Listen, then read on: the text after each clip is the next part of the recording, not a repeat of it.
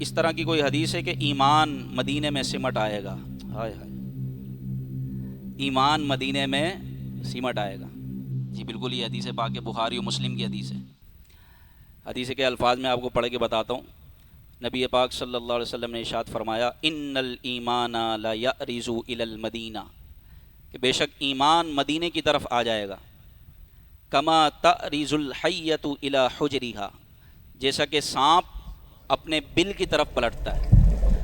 اب یہ حدیث پاک بخاری میں بھی ہے، مسلم میں بھی ہے، اور یہ کب ہوگا؟ یعنی مدینہ ہمیشہ سے ایمان کا مرکز رہے گا، اس میں کوئی کفر نہیں ہوگا، کوئی شرک نہیں ہوگا، ہمیشہ یہ ایمان کا مرکز رہے گا، بلکہ جو ایمان والے یہاں آئیں گے ان کے ایمان کا گواہ بن جائے گا اور ان کے ایمان کو محفوظ کر دے گا۔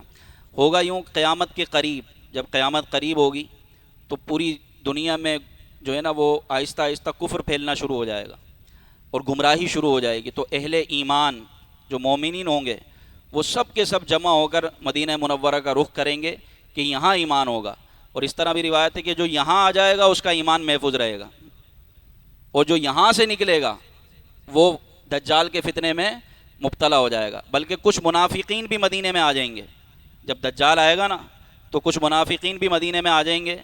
حدیث پاک میں آتا ہے پھر 3 زلزلے آئیں گے، جب 3 زلزلے آئیں گے تو وہ منافقین مدینے سے باہر نکلیں گے، ایمان والے وہی رہیں گے کیونکہ ان کو تو موت مدینے میں چاہیے، وہ وہیں رہیں گے ایمان والے۔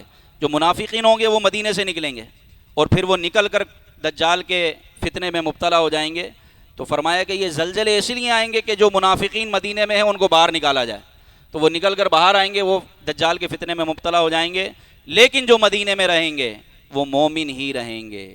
اس لیے ہم کہتے ہیں نا، میری الفت مدینے سے یوں ہی نہیں، میری الفت مدینے سے یوں ہی نہیں، میرے آقا کا روزہ مدینے میں ہے، میں مدینے کی جانب نہ کیسے کھچوں، میرا دین اور ایمان مدینے میں ہے۔ تو ابھی جو مدینے سے آئیں ان سے ذرا کیفیت تو پوچھیں، مدینہ چھوڑ کر آئیں، آنکھوں میں آنسو ہیں، سب سونا سونا لگ رہا ہے، مدینہ چھوڑ کر آ گئے۔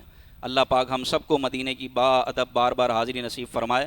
فاروق اعظم یہ دعا کرتے تھے بخاری میں، اللہم ارزقنی شہادتاً فی سبیلک وجعل موتی فی بلد حبیبک، اے اللہ مجھے شہادت کی موت دے اپنے راستے میں، اور وہ موت کہاں دے؟ اپنے محبوب کے شہر میں، اپنے محبوب کے شہر میں ہمیں موت عطا فرما۔ مدینے میں مرنے کی دعائیں صحابہ کیا کرتے تھے کیونکہ میرے آقا کا روزہ مدینے میں ہے۔ اللہ پاک سے دعا ہے جو سنا یاد رکھنے کی توفیق عطا فرمائے۔